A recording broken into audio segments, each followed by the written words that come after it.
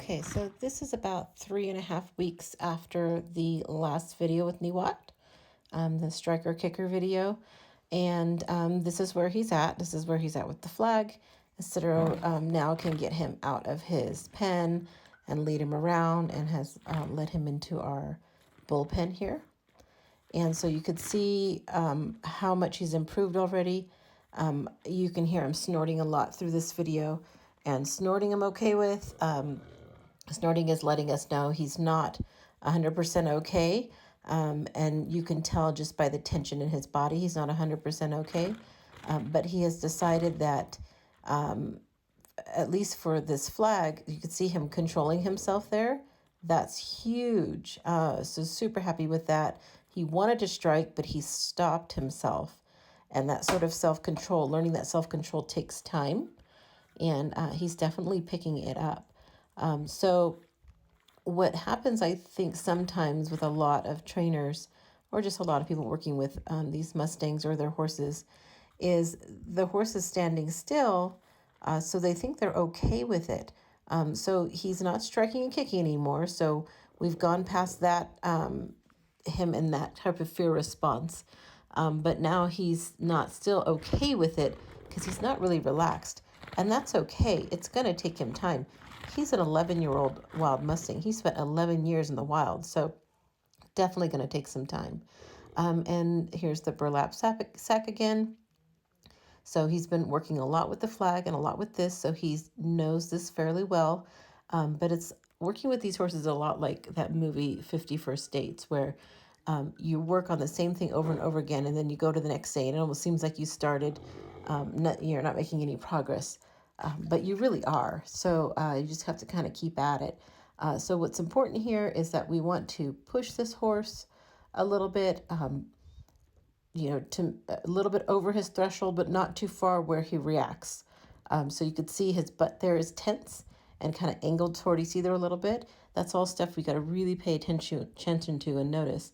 And what's wonderful is that, he's still engaged, like his ears on him, he's looking at him, he's engaged in this training. So that's good. He's not shutting down, but he's not 100% okay. And we wouldn't expect him to be at this stage either, but we've definitely, or Isidro has definitely overcome that, his desire to really want to, strike and kick and react that way. So at least with these new items, that he's been using for the past few weeks. So what's really important with a horse like this is that you cannot expect them, like say you introduce something new, like a tarp, and he hasn't seen the tarp before, you can't expect him to respond the same way as he's doing with stuff that he's seen already. Over time, new stuff won't be such a big deal. But right now, new stuff or any change in a pattern or routine is a big deal to this horse. So just right there, you can see he changed his hands, and that was a big deal to this horse. So it's very important to change your hands. Because some horses it doesn't bother them, and others it's a really big deal. And so you can hear him snort and kind of like spooked a bit, was really concerned about him changing hands. So don't ever skip that part in the step, but I'm hoping this will help you guys. No le gusta el cambio de mano. He no likes change hands. So I kind of turned up Isidro's voice there so you could hear him. He just basically said in Spanish and English that he doesn't like it when you change hands. So you could see him, changing hands. He's going to do a lot of that. He does a lot of repetition. This is a really long session. Every session with this horse is really long. And so I just cut a lot of it out, so it's not just horrendous, like 2-hour video. But it's just a lot of this repetition to get them over it and to build trust. Once they kind of get over this stuff and you build that trust, then you really start going places. And that's kind of exciting when they kind of turn that corner. I know a lot of Mustang trainers kind of say it's when they soften. That's what we like to say, and their eyes soften. They just kind of soften to you, and they're not so on guard because they trust you and they're feeling comfortable around you. So he went to the other side. I cut out a lot of because of course he does everything on both sides. And this is kind of cool. Of course, we want to be able to ride this horse. So this is the very, very baby step to riding. He puts that over his back. He has to carry it, checking response for that. You got to really watch them because, they could spook and jump forward. So you always want to be very, very aware.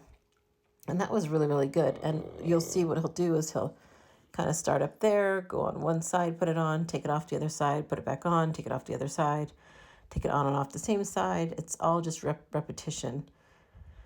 And he'll also start up high and then work his way further back, so that it, will be on all sides. And something that I like to do, I don't know if Isidro does this, but I like to do it is I like to make it so that it's kind of off kilter a little bit, and it'll fall off onto the ground.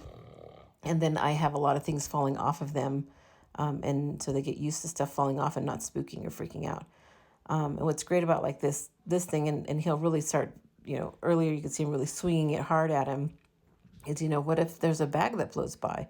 You want your horse to have some kind of self-control, and, listen to you. It's okay if they spook, but it's not okay if they completely lose it. So this was interesting. So he's all the way on his butt. He's super guarded back there. And you see Isidro just doesn't walk up and take it off his butt. He's listening to this horse's body language. And so he's kind of rubbing on him. And you can see he's got that leg up. He's super guarded. And he kind of threatened him a little bit there, but he didn't react.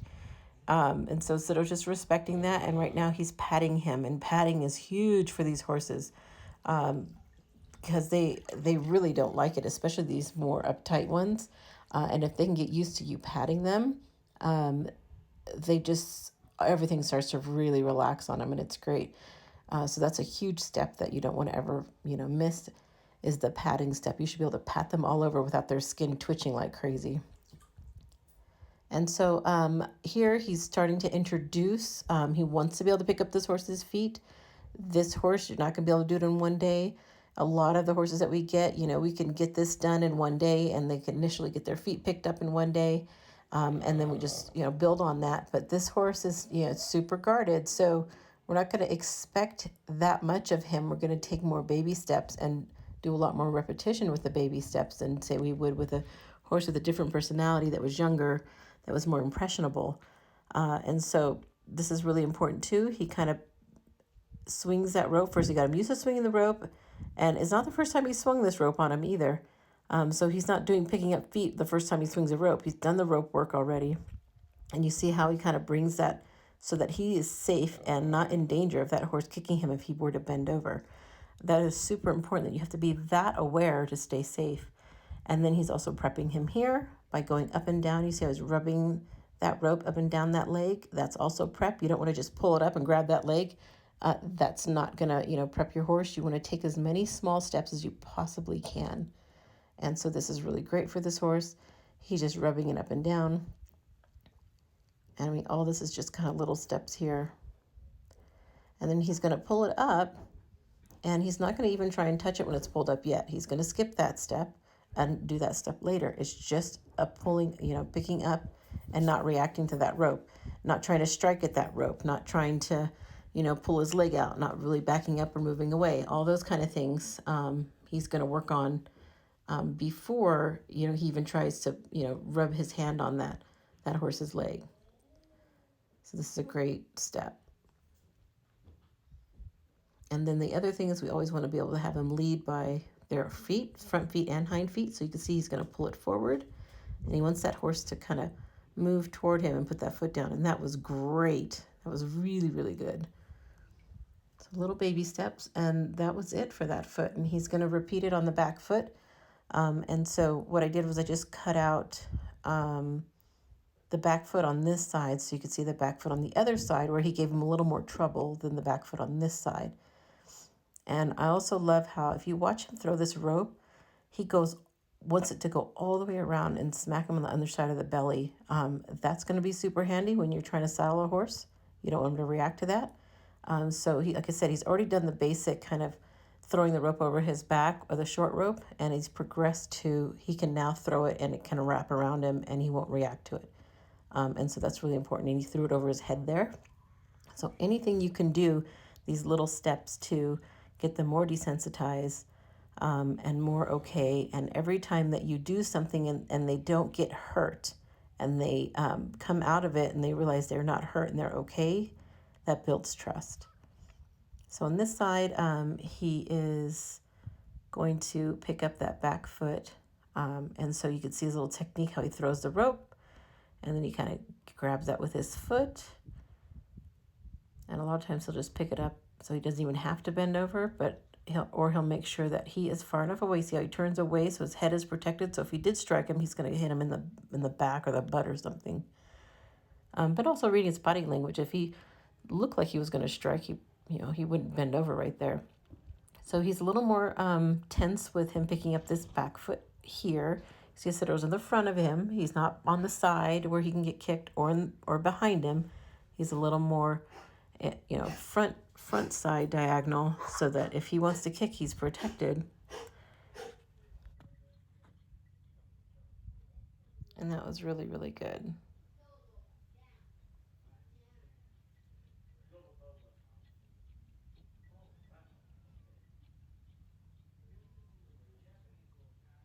So now he's just doing a little baby step there. That was a big deal. He kind of rubbed his hand down there. And he let the horse really watch him do all of that, which is great.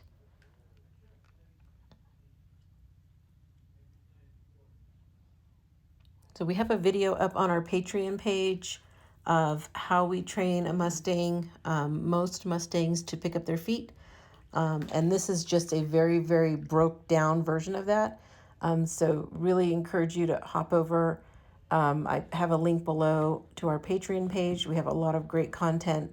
We do how-to videos and how we do a lot of this training and how we get these horses, to be trained without breaking them, without ruining their spirit, with respecting their each and individual spirits, and getting to really enjoy their work with us and to like people. So that's our main goal. We want to get them trained and also be able to adjust to their domestic life of going to a new home, but at the same time maintain who they are. I've seen a lot of horses get trained and they're just broken, and that's not really what we want to do. And we don't, like you can see Niwat here, he doesn't break a sweat once. You can get a lot of training done. You don't need to work these horses to death. We hope you enjoyed this video and check back with us in about a month or so for another update.